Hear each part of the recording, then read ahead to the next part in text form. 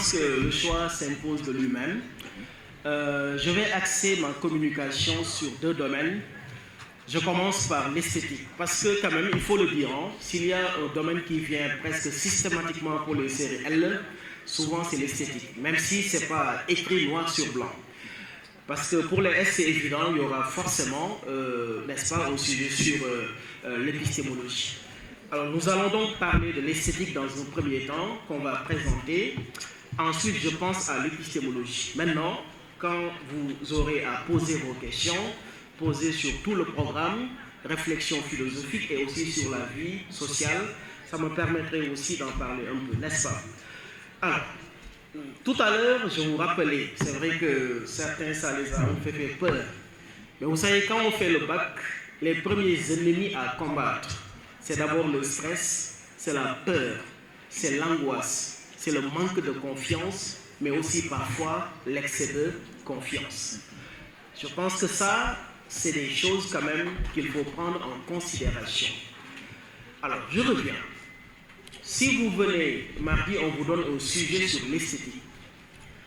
Alors, qui a donné le sujet? Les sujets sont donnés par l'office du bac. Mais c'est les profs clés en main qui font des propositions après que l'office du bac ait fait une commande auprès de ses profs. Des commissions se réunissent et le choix est fait. Mais le prof qui propose un sujet, par exemple, on me dit, Monsieur B, donne-nous un sujet sur l'esthétique pour le baccalauréat.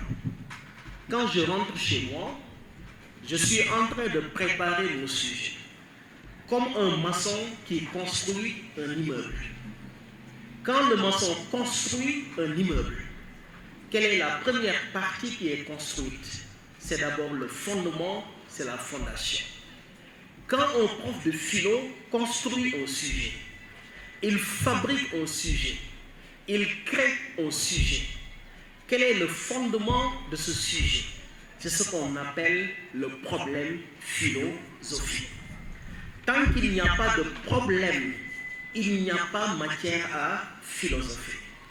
C'est comme quand on vous dit avec Aristote que la philosophie est fille de l'étonnement.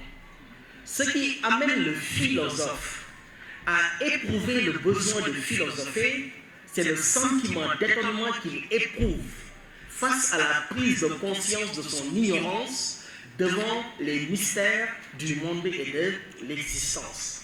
Mais vous, les élèves que vous êtes, ce qui vous pousse à philosopher dans une évaluation, c'est que dans le sujet, on vous a donné un problème philosophique et on vous demande de réfléchir sur le problème. C'est pourquoi la philosophie est un travail de réflexion. Les sujets sont des sujets de réflexion et non pas de restitution. Alors maintenant sur l'esthétique, quels sont les différents problèmes philosophiques qui sont abordés dans la leçon et dont chacun peut faire l'objet d'un sujet? C'est ça qu'il faut bien comprendre. Si vous parvenez à lister l'ensemble de ces problèmes et à comprendre l'ensemble des thèses contradictoires qui sont défendues par les philosophes devant n'importe quel sujet, vous allez le comprendre et vous ne serez jamais à court d'arguments. Et c'est extrêmement important. Mais vous le savez, en philosophie, on commence toujours par un effort de conceptualisation. C'est-à-dire les concepts que nous manipulons. Obligation nous est faite de les définir de manière extrêmement adéquate. Esthétique. Première question, qu'est-ce que l'esthétique? L'esthétique est une réflexion philosophique qui porte sur l'art. Mais attention, si vous vous limitez à cette définition, elle n'est pas bonne. Parce que le mot art, dans son sens étymologique, est dérivé du mot latin ars. Et ars en français veut dire un savoir-faire. Sous ce rapport, le mot ars et le mot technique qui vient du mot grec techné ont la même signification. C'est pourquoi, quand vous dites philosophie qui réfléchit sur l'art tout court, c'est pas bon. Parce que je peux être dans l'art sans pour autant être dans l'esthétique, c'est pas la même chose. Quelqu'un qui sait bien cuisiner, une belle dame qui a la capacité à cuisiner de bons plats, on peut dire qu'elle maîtrise l'art culinaire. Un footballeur comme un Lamine Yamal qui sait très bien jouer au football, on peut dire qu'il maîtrise l'art footballistique. Nous ne sommes pas encore dans l'esthétique. L'esthétique dont il s'agit, c'est certes l'art, mais l'art entendu au sens de ce qu'on appelle les beaux-arts. C'est-à-dire, comme le dit André Lalande, toute production de beauté par les œuvres d'un être conscient. Lalande dit que l'esthétique est la production de la beauté par les œuvres d'un être conscient. Donc l'art dans l'esthétique n'est pas entendu dans son sens étymologique, mais il est entendu dans le sens de ce qu'on appelle les beaux-arts. Et c'est la raison pour laquelle il est bon de faire la précision.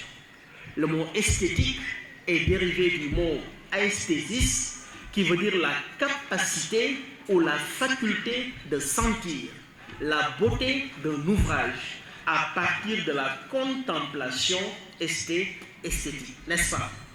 Alors maintenant, pour les questions de définition, ça peut vous aider dans les annonces, parce que dans une introduction d'une dissertation, pour amener le sujet, un élève peut partir d'une définition. Et cette définition serait un travail de conceptualisation qui lui permettrait manifestement déjà de bien entrer dans le sujet. Mais quels sont les différents problèmes qui sont soulevés et dont chacun peut venir dans un sujet de philosophie? Le premier problème philosophique, et notez-le bien, parce que sur 100 sujets qu'on donne, les 80 souvent portent sur ce problème. C'est la question du rapport entre l'art et l'imitation, art et nature, art et réalité. Et faites bien la différence. Vous mettez art et imitation, vous mettez art et nature, vous mettez art et réalité. Dans les explications, vous allez comprendre le pourquoi de, n'est-ce pas, la nécessité de bien utiliser ces trois mots. Alors, pendant très longtemps, depuis les Grecs anciens, les philosophes se sont fait à l'idée que l'artiste véritable est celui qui a la capacité de repérer à travers la nature des choses qui sont naturellement belles et de les reproduire à l'identique à travers ses œuvres d'art. Ce qui veut dire que l'art ne serait qu'une simple imitation de la nature. L'art ne serait qu'une simple imitation de la nature et l'artiste lui-même serait un simple imitateur de la nature. Et cette thèse-là a été défendue par beaucoup de penseurs. Aristote disait que l'art est un mimesis, c'est-à-dire l'art est une simple imitation, une reproduction fidèle de la nature telle qu'elle existe. Et je pense que tous les élèves le savent. Hegel nous rappelle deux grands peintres dont l'un s'appelait Praxéas et l'autre s'appelait Zexus. Praxéas avait peint un rideau qui ressemblait à l'identique au rideau de la porte d'entrée de sa chambre. Et les gens qui venaient rendre visite à Praxéas, pour entrer dans la chambre, ils confondaient le tableau au rideau, ils se cognaient souvent contre le tableau. Il est même dit que Praxéas lui-même, un jour il s'est levé, il a voulu entrer dans sa chambre, il a confondu le tableau avec le rideau, il s'y est cogné. Cela veut dire quoi? Que la ressemblance était parfaite, que la ressemblance était identique. Zexus avait peint une grappe de raisin. Et quand il l'a peint, il l'a accroché, les oiseaux qui survolaient, quand il apercevait ce tableau, il essayait de venir picorer ces raisins parce qu'il les considérait comme des raisins naturels. Cela veut dire que la ressemblance était parfaite, elle était identique. Là aussi, on cite souvent deux courants littéraires qui s'inscrivent dans la même perspective. En français, vous avez appris le réalisme et le naturalisme. Vous connaissez tous la citation de Stendhal qui dit que le roman est un miroir que l'on promène le long du chemin. Cela veut dire que chez eux, on procède à une peinture objective de la réalité sociale.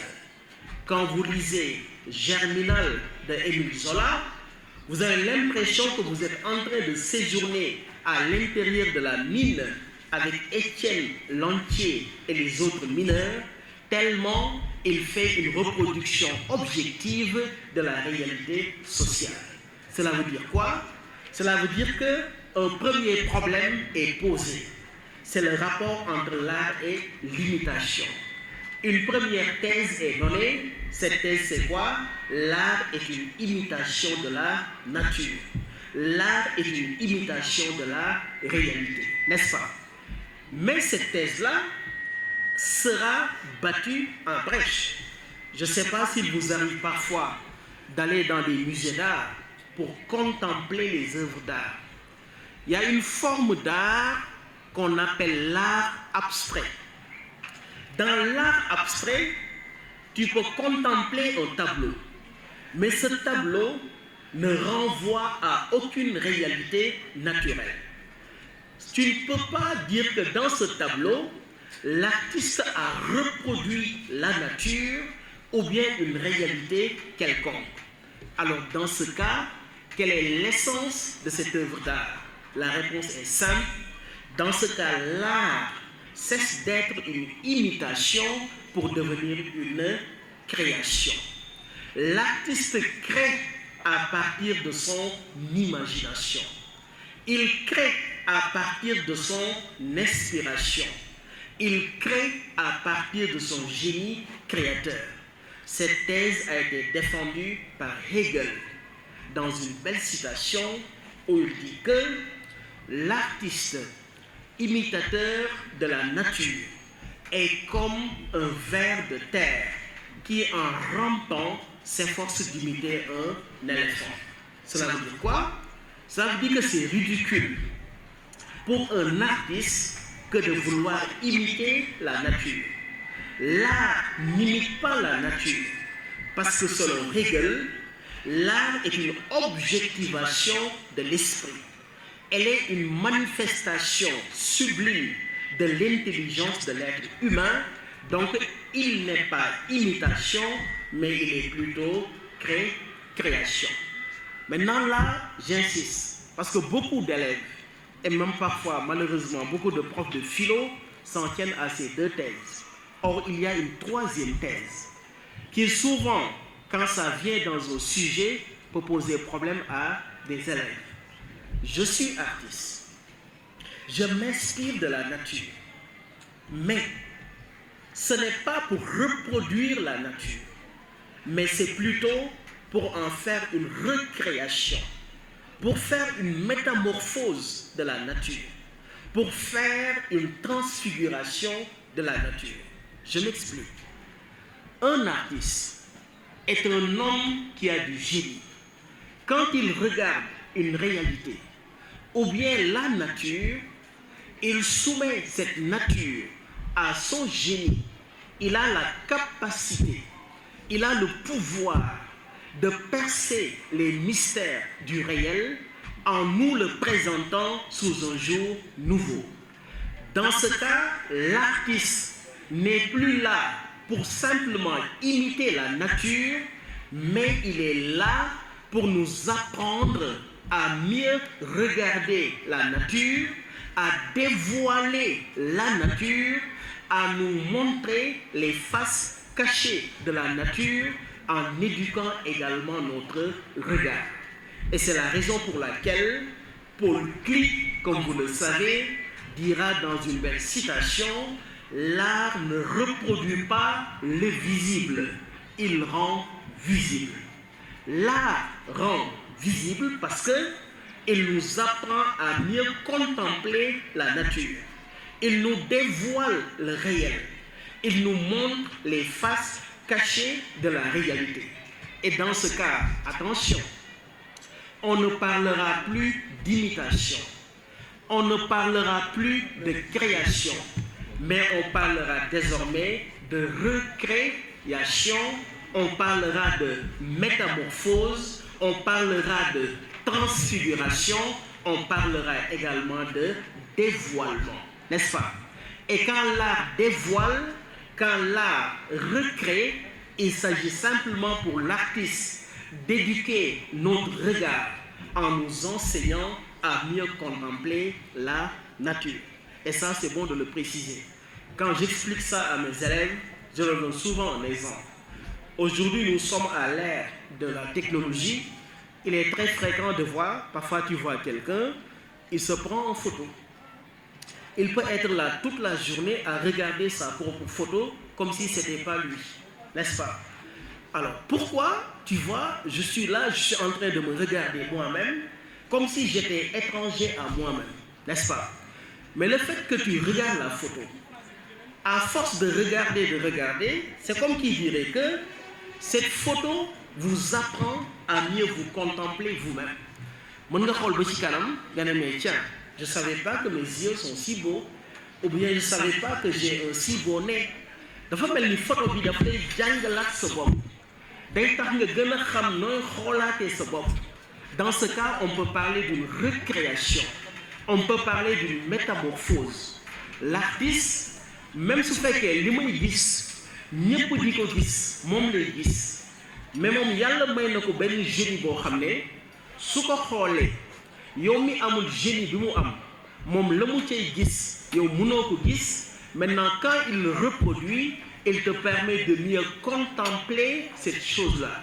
C'est ça qu'on appelle l'art comme recréation, l'art comme dévoilement, l'art comme métamorphose ou l'art comme transfiguration du réel, n'est-ce pas? Donc retenez, je récapitule. Premier point, rapport entre l'art et l'imitation. 3 thèses à noter. Premièrement, l'art est une imitation de la nature. Deuxième thèse, l'art est une création. Troisième thèse, l'art est une recréation. Elle est un dévoilement. Il est une métamorphose. Il est une transfiguration du réel, n'est-ce pas? Et Kant va faire une belle synthèse dans une citation que vous connaissez tous. Emmanuel Kant dit: l'art n'est pas la représentation d'une belle chose, mais la belle représentation d'une chose. Qu'est-ce qu'il veut dire par là? Ce qui rend une œuvre d'art belle, ce n'est pas la chose qui est représentée, mais c'est le génie, l'habileté, la dextérité, la manière par laquelle la chose est produite à travers le tableau. Un vrai artiste, il peut trouver une laideur naturelle et la transformer en une beauté esthétique ou artistique. Je donne un exemple. Il y a un célèbre artiste plasticien qui s'appelle Van Gogh. Van Gogh a peint un tableau qui est devenu un véritable chef-d'œuvre. On l'appelle les souliers de Van Gogh. Il est sorti, il a vu, n'est-ce pas, des souliers complètement usés, jetés dans un tas d'ordures par un ouvrier qui les chaussait. Il a ramassé ces souliers, il est allé chez lui, il les a peints sur un tableau. Et le tableau est devenu un chef-d'œuvre. Qu'est-ce qui donne une valeur esthétique à ce tableau? Ce n'est pas la chose qui est représentée, mais c'est le génie avec lequel Van Gogh a réussi à reproduire ses souliers à travers un tableau. C'est pourquoi quand on dit, ce n'est pas la représentation d'une belle chose, mais la belle représentation d'une chose, n'est-ce pas? Et ça me permet de passer au deuxième problème philosophique, qui est le suivant, à savoir, qu'est-ce que le beau? On peut vous donner un sujet qui porte uniquement sur la question du beau. Qu'est-ce que le beau? C'est un problème philosophique. Ce problème peut avoir 3 réponses, dont chacune peut correspondre à une thèse qu'on peut défendre dans un sujet. Qu'est-ce que le beau? Je commence par l'adage qui nous enseigne que des couleurs et des goûts, cela ne se discute pas. Là, on retient seulement 2 mots. Le beau est subjectif, le beau est relatif, le beau est purement personnel. Le poète nous apprend que la beauté d'une femme ne se trouve pas dans son corps, mais elle se trouve dans l'œil de l'homme qui la regarde. Allez dire à M. Diatta, qui a épousé sa femme, peut-être à ses yeux, elle a épousé Miss Monde. Mais si vous vous amusez à lui dire que votre femme là, elle est moche, vous verrez ce que vous verrez. Parce qu'on a tous des yeux, mais on ne regarde pas les mêmes choses. On n'a pas la même conception de la beauté, n'est-ce pas? Non seulement la beauté est un jugement personnel, le beau parfois est social par rapport à une société. Vous prenez la fille la plus belle en Chine, vous l'amenez au Sénégal, elle est Miss Chine, mais aux yeux de nous Sénégalais, elle ne sera pas forcément vue comme une belle femme. Parce que la Chine et le Sénégal n'ont pas les mêmes canaux de beauté. On n'a pas les mêmes critères de beauté. Les canaux de beauté varient d'une personne à une autre, d'une société à une autre, d'une époque à une autre, n'est-ce pas? Si vous demandez à nos papas qui sont là, à leur âge, quand ils étaient jeunes, que c'était quoi un homme, un gentleman bien sapé? Et comment il s'habillait? Moi, quand je vois des photos, je vois des ballages, des brailles qui viennent aussi, n'est-ce pas? Style afro, c'était ça la mode. Vous savez, c'est pourquoi la mode, ça évolue avec le temps. Ça change avec les sociétés. Moo tax wolof da ko xam ba dafa ne xew-xew yi aayul parce que lu xew di nga xew, n'est-ce pas? Xew-xew yi aayul mais ñàkk a xew moo aay. Ça veut dire simplement que même si c'est à la mode aujourd'hui, on pense que c'est beau. Il y a li ngeen di sañse actuellement ñu ne rafet na tabaski ngeen photo ku nekk defal sa statut, mais dans 50 ans seen ay sët suñu ko gisee dañu naan suñu maam yi moom ñoo modé, n'est-ce pas? Mais absolument, parce que les choses évoluent. Le beau n'est pas fixe.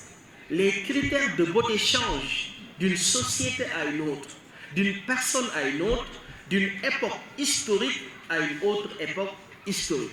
Conclusion, qu'est-ce que le beau? Première réponse, il est purement relatif, il est purement subjectif, il est purement personnel, c'est historique, c'est contextuel, ça dépend des époques et des situations, n'est-ce pas? Ça, c'est la première thèse à retenir. Deuxième thèse, toujours, qu'est-ce que le beau? Platon va donner une réponse. Et je sais que vous avez tous appris la séparation que Platon a opérée entre le monde sensible et le monde intelligible, ce qu'on appelle communément la dualité platonicienne, qu'il nous expose dans son ouvrage intitulé La République, au livre numéro 7, à travers l'allégorie du mythe de la caverne. Que dit Platon? Ce monde dans lequel vous et moi nous sommes, c'est ce monde-là que Platon appelle le monde sensible. Mais ce monde sensible-là, selon Platon, n'est que la copie, mais il ajoute une pâle copie du monde intelligible. Ce qui fait que quand un artiste imite la nature, il fait quoi? Il imite la copie du monde intelligible. Ce faisant, l'art devient la copie d'une copie parce qu'il imite une copie qui est la copie du monde intelligible. C'est la raison pour laquelle, dans le dialogue qui a opposé Socrate à Hippias, Hippias était un sophiste, il enseignait le beau. Il vient à Athènes, il croise Socrate. Et Socrate lui pose la question. Mais Hippias, toi qui connais le beau au point de prétendre l'enseigner, aujourd'hui, tu vas me dire qu'est-ce que le beau? Hippias ne se gêne pas. Il va courir les rues d'Athènes et cherche une très belle jeune fille à ses yeux, une belle jument, une belle marmite. Il vient les présenter à Socrate. Il dit, Socrate, cette jeune fille-là, nue et vierge, exprime la beauté. Cette jument exprime la beauté. Quand il termine, Socrate lui dit, dans sa maïeutique que vous connaissez, mais Hippias, tu n'as même pas compris le sens de ma question. Je ne t'ai pas dit qui est beau, mais je t'ai dit qu'est-ce que le beau. De fil en aiguille, Hippias et Ménon, Hippias et Socrate finissent un peu par se confondre parce que Hippias ne sachant plus où donner de la tête, il reconnaît qu'il ne sait pas ce qu'est le beau. Socrate lui dit, le beau n'existe pas dans l'art. Le beau n'existe pas dans le monde sensible. Le beau n'existe que dans le monde intelligible et s'écrit avec un P majuscule. On parlera de la beauté métaphysique ou bien tout simplement de la beauté en soi. Et c'est la raison pour laquelle Platon est foncièrement contre l'art. Il dit que dans sa cité idéale, on doit expulser les artistes parce qu'ils maintiennent l'illusion tout simplement. Donc chez Platon, le beau n'est pas dans l'art, le beau n'est pas dans la nature. Monde intelligible. On passe maintenant à la troisième thèse. C'est le rapport ou bien la définition que Emmanuel Kant va donner au beau. Et là, je vous demande de bien l'écouter.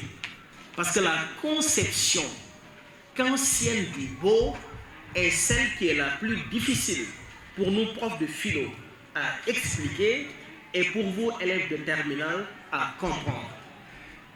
Kant résume le beau à travers deux citations. La première, il dit « Le beau est ce qui plaît universellement et sans concept. » Le beau est ce qui plaît universellement et sans concept. La deuxième, Kant dit, le beau est une finalité sans fin. Le beau est une finalité sans fin. Je répète, le beau est ce qui plaît universellement et sans concept. Ensuite, le beau est une finalité sans fin. Je vous demande d'essayer de comprendre ces deux phrases d'Emmanuel Kant. Et pour bien les comprendre, Kant lui-même commence par distinguer le beau de ce qu'il n'est pas, de dépouiller le beau de tout ce qui pourrait entacher l'objectivité du jugement de goût. Il commence par ceci. Le beau n'est pas bon, le beau n'est pas utile, le beau n'est pas agréable. C'est quoi le bon? Quand je dis le bon, ça m'installe dans le domaine de la morale. Or, selon Kant, l'art est immoral, l'art doit être amoral. Il ne doit avoir aucune vocation morale. Bon, c'est vrai qu'au Sénégal, c'est différent, nous sommes en Afrique. Et j'y reviendrai dans le dernier point quand je parlerai des fonctions de l'art. Cheikh Anta Diop, dans Nation nègre et culture, a écrit « L'art négro-africain a toujours été au service d'une cause sociale et il doit le rester. » En Afrique, l'art a plusieurs fonctions. Mais souvent, dans une certaine logique occidentale, une œuvre d'art ne vise que la beauté. Voilà la seule chose qu'on demande à une œuvre d'art, sois belle et tais-toi. Tu n'as aucune autre fonction à part la fonction esthétique. Et là, en français, vous l'apprenez avec les Parnassiens. Je crois que c'est Théophile Gautier qui disait que il n'y a de vraiment beau que ce qui ne sert à rien, tout ce qui est utile est laid. Cela veut dire que l'œuvre d'art ne doit viser que le beau et rien d'autre que le beau. Il ajoute, l'art n'est pas utile, ça ne sert à rien, si ce n'est que la contemplation esthétique. Tu peux aller, par exemple, souvent on le voit, je me souviens, un jour je regardais la télé, disons la soirée du MEDES de Mbagnick Diop, je crois Khalidou Kassé, qui est très connu des Sénégalais, était venu faire une vente aux enchères de ses œuvres d'art. C'est Didier Boups qui faisait la vente aux enchères. Je crois que c'est Cheikh Amar qui avait acheté un tableau à 6 millions ou 7 millions. Tu achètes une œuvre d'art à 7 millions. Qu'est-ce que tu vas en faire? Est-ce que tu vas le après? Est-ce que tu vas le sol? Est-ce que tu vas faire le digital? Tu l'accroches au mur de ton salon. Ensuite, tu contempler l'œuvre d'art pour sa beauté, simplement. Et je pense que ça veut donc dire que l'art est un luxe mensonger. Parce qu'en réalité, l'œuvre d'art ne vise rien d'autre que la beauté, n'est-ce pas? Donc pour Kant, le jugement esthétique, contrairement à ce que l'adage nous enseigne, c'est un jugement qui est universel. Quand la chose est belle pour M. Diatta, elle doit l'être pour M. Bey, elle doit l'être pour nous tous, parce que le jugement que nous portons sur l'œuvre ne relève pas de notre subjectivité, mais ça relève tout simplement de ce sentiment de joie et de plaisir que j'éprouve lorsque je contemple une œuvre d'art. Et ça, je pense que c'est bon de le préciser. Donc déjà, on a abordé deux problèmes philosophiques. Je rappelle, parce que de toute façon, quand j'aurai fini d'exposer, quand vous aurez un sujet, ça ne peut pas sortir de ces points que je suis en train de vous lister. Rapport entre art et imitation, art et nature, art et réalité. Deuxième problème, c'est la question philosophique, à savoir qu'est-ce que le beau. Troisième problème philosophique, notez-le bien, c'est le rapport entre l'art et l'artisanat. Qu'est-ce qui permet de différencier une œuvre d'art d'un produit artisanal? La différence majeure, l'art vise uniquement le beau, alors que l'artisan, le cordonnier qui produit un objet, il ne le produit pas pour sa beauté, mais il le produit pour le vendre, gagner de l'argent et avoir de quoi se mettre sous la dent. L'artisanat est une activité mercenaire, c'est un métier, c'est un gagne-pain. Maintenant, c'est vrai. Un menuisier qui fabrique une chambre à coucher pour le vendre rapidement, il peut lui donner une dimension esthétique. Mais dans ce cas, je n'achète pas cette chambre à coucher simplement parce qu'elle est belle. Je l'achète parce que je dois utiliser cette chambre à coucher. C'est pourquoi quand tu dis que la beauté qu'on retrouve dans l'artisanat, on appelle ça une beauté adhérente. Alors que la beauté qu'on retrouve dans l'art, on appelle ça une beauté libre. Une beauté libre, c'est une beauté qui est en elle-même sa propre finalité. Alors qu'une beauté adhérente, c'est une beauté qui vient se greffer à l'objet produit pour lui donner une valeur marchande qui permet à l'artisan de le vendre facilement. Pour preuve, tu vas chez le cordonnier, tu achètes une paire de chaussures. Tu viens à l'école, les gens te disent, tu as de belles chaussures. Est-ce que parce qu'on t'a dit que les chaussures sont belles, une fois de retour à la maison, tu vas te déchausser, tu prends ces chaussures, tu les accroches au mur de ton salon pour en faire une œuvre d'art? Non. Dans le lumu rafet, jëndoo ko parce que dafa rafet, waaye da nga ko jënd parce que da nga ko bëgg sol. Donte ba nga koy jënd rafetaay bi dara la ci. Alors que œuvre d'art, loo ko jënd lu mu cher doo ko jënd lu dul à cause de sa beauté, amul beneen utilité à part la production de la beauté. L'œuvre d'art n'est destinée qu'à la contemplation esthétique. Alors, le menuisier qui fabrique un lit, tout de suite mu jaay ko su mu defaat le même lit mu jaayaat ko, ça veut dire que il va en faire encore d'exemplaires. Mais tey lu tax benn œuvre d'art nga mën ko jënd. Je vous donne un exemple. Si vous vouliez acquérir l'œuvre de Leonardo de Vinci, la Joconde, qui est actuellement au musée du Louvre à Paris, ou bien l'œuvre de Pablo Picasso qui s'appelle Guernica, il faudra des millions certainement d'euros pour acquérir ces œuvres-là. Pourquoi? Parce que si j'achète une de ces œuvres, je peux lever la main et dire que dans le monde entier, je suis le seul à posséder cette œuvre-là. Une œuvre d'art est unique dans son genre, alors qu'un produit artisanal peut être fait à travers plusieurs exemplaires. Les différences sont extrêmement nombreuses. Je ne suis pas, en tout cas, je pense que c'est la partie la plus facile à apprendre dans la leçon. Il suffit d'avoir le cours de lire et de comprendre, n'est-ce pas?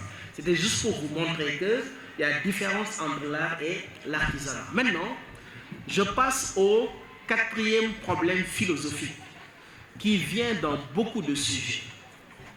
C'est la question du rapport entre l'art et le génie. La question, vous pouvez la formuler en ces termes. Écrivez, vous mettez, quelle est la place du génie dans la création artistique? Quelle est la place du génie dans la création artistique?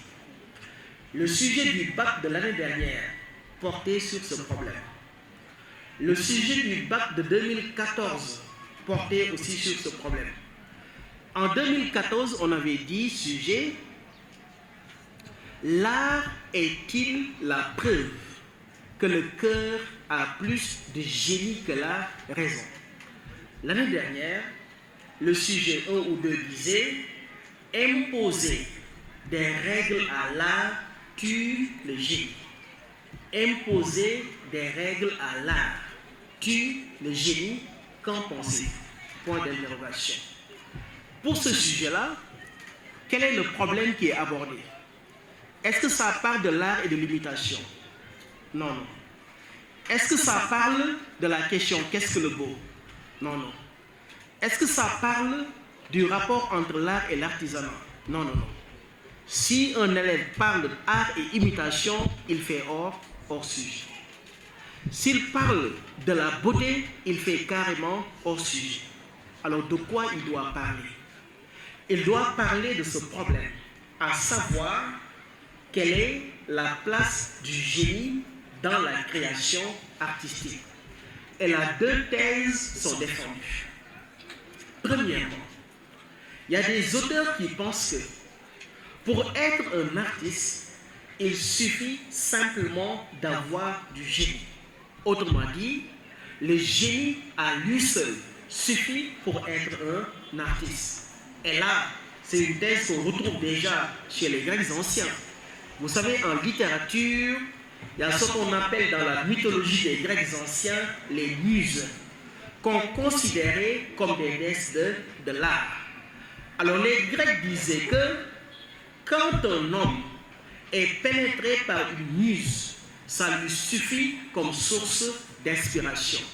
Quand je prends l'exemple de Eros, que les Grecs considéraient comme le dieu de l'amour, ils disaient que dès qu'on tombe amoureux, on devient forcément un poète, parce qu'il n'y a pas meilleure source d'inspiration que le sentiment d'aimer. Et d'ailleurs, quand vous aimez une personne et que cet amour est pur et sincère, ça vous inspire à prononcer des paroles douces ou à écrire des mots poétiques, parce que l'amour est une source d'inspiration. Et c'est justement la raison pour laquelle les Grecs disaient que le génie à lui seul suffit pour faire un artiste. On le retrouve chez Chateaubriand, chez Lamartine, où ils disent que moi je ne pense pas, mes idées pensent pour moi. L'autre dit, je regarde les choses se faire en moi, n'est-ce pas? Mais quand même, on s'est rendu compte que oui, pour être un artiste, il faut certes avoir du génie. Mais est-ce que le génie suffit? Nietzsche dira que l'imagination du bon artiste produit constamment du bon, du mauvais et du médiocre. mais son inspiration est extrêmement aiguisée, choisie, rejette et combine. Ça veut dire quoi? Ça veut dire que même si j'ai du génie, ça ne suffit pas. Ce génie doit être travaillé. Ce génie doit être entretenu pour me permettre de pouvoir permettre à ce génie d'éclore et de donner naissance à une œuvre d'art. Ce que Hegel appelle le travail du négatif.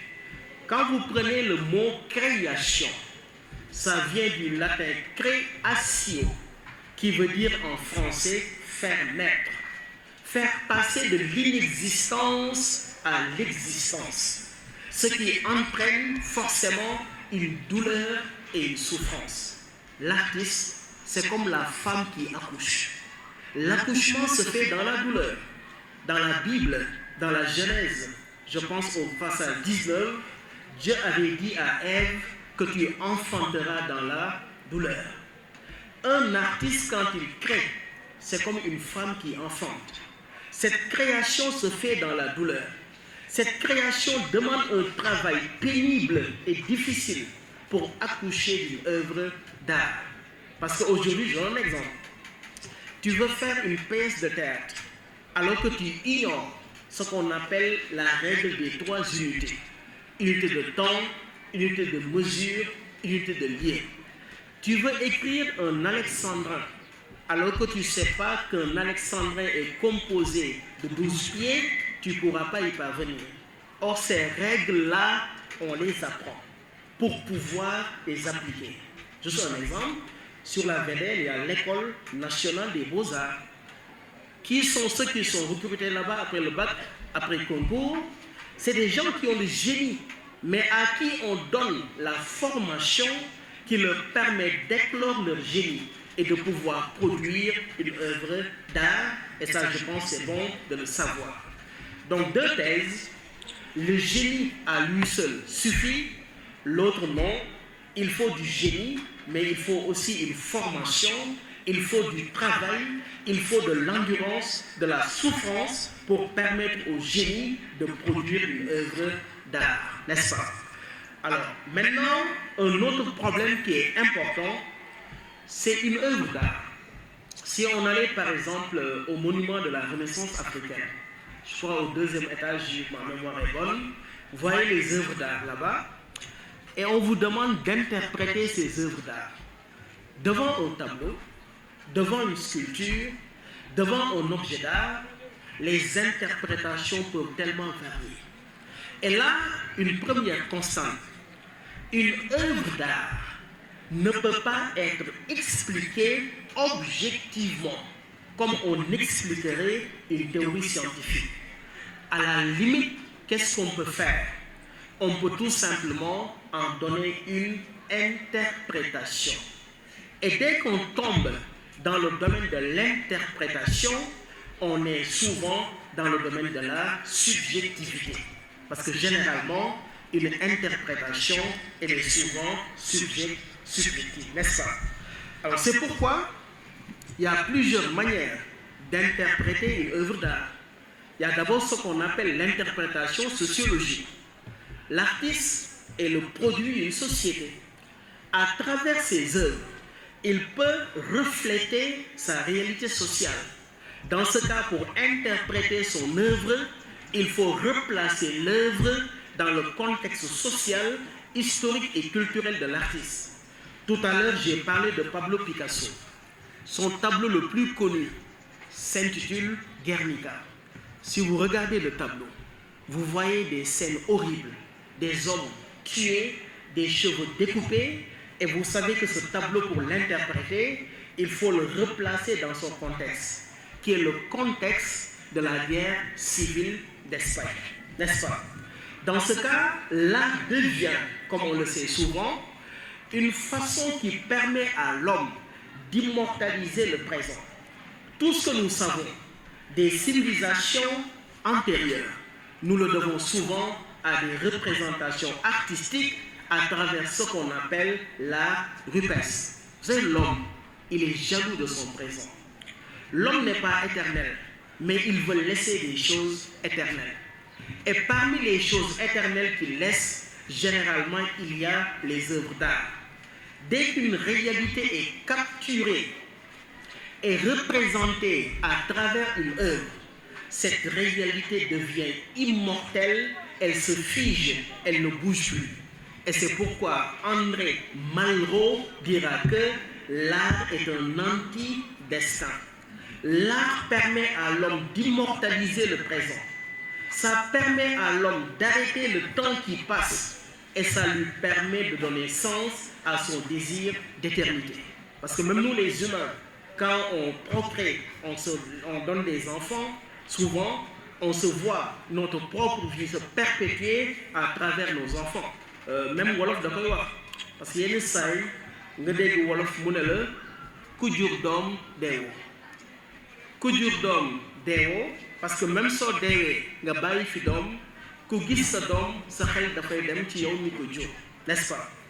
Mais toute société qui consigne ses réalités à travers des œuvres d'art, il rend ces réalités immortelles. Parce que les tableaux-là dont je parle, les gens qui les ont créés sont morts depuis longtemps. Mais jusqu'à la fin du monde, ces tableaux resteront les témoignages vivants des époques dans lesquelles ces hommes-là ont vécu, n'est-ce pas? Il reste maintenant la thèse psychanalytique. Sigmund Freud, il dit que pour interpréter une œuvre d'art, il faut interroger l'inconscient de l'artiste. Et là, je prends l'exemple de Léonardo de Vinci, avec son tableau La Joconde. Si vous regardez La Joconde, vous savez que, parce que c'est un riche commerçant de tissus florentin qui voulait faire un cadeau à sa femme le jour de son anniversaire. La femme s'appelait Mona Lisa. Le commerçant est allé commander auprès de Vinci un tableau qu'il va offrir à sa douce moitié. Et Vinci a peint ce tableau, on dit que c'est Mona Lisa. Mais des années après, des critiques d'art ont bien contemplé le tableau, se sont rendus compte que ce tableau-là, en réalité, c'est plus un homme à qui on a donné les apparences apparentes d'une femme. Ils ont commencé à fouiller dans la vie posthume de Vinci. Et c'est là qu'ils se sont rendus compte que, de son vivant, Léonardo de Vinci était un homosexuel. Il avait un petit ami qui le rendait visite tous les soirs. Et comme à l'époque en Italie, en Florence, l'homosexualité était bannie par les normes sociales, il s'est servi de son art comme activité codifiée pour laisser exprimer son désir d'homosexualité. Dans ce cas, l'interprétation du tableau nous invite à interroger l'inconscient de l'artiste en question. Il reste maintenant un dernier point, à savoir les fonctions de l'art. À quoi sert l'art? Deux thèses s'affrontent. Pour certains, surtout chez les Occidentaux, l'art ne sert qu'à produire le beau. Pour d'autres, surtout chez nous, les Africains, l'art n'a pas qu'une fonction esthétique, il peut avoir d'autres fonctions, notamment la fonction pédagogique. Nous sommes en milieu lébou, moi-même j'en suis un. Si vous venez en pays lébou, vous dites on veut une représentation traditionnelle, souvent on fait un ndep. Le ndep, c'est une forme d'expression artistique. Dans le ndep, il y a des chansons. Dans le ndep, on bat le tam-tam.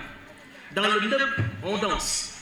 Toutes ces activités sont des formes d'expression artistique. Mais la finalité d'un ndep, est-ce que c'est seulement de produire de l'art? Non, c'est peut-être à des fins purement thérapeutiques, n'est-ce pas? L'art a une fonction, n'est-ce pas, politique, économique, commerciale, mercantile. Pour tout dire, l'art a énormément de fonctions, surtout dans le contexte de la négro-africaine. Donc voilà, en résumé, les différents problèmes que nous abordons dans le programme sur l'esthétique et sur lesquels on peut vous interroger pour un sujet sur l'esthétique. Donc je m'en tiens là, je vais souffler quelques minutes avant de repasser à l'épistémologie. Merci de votre attention.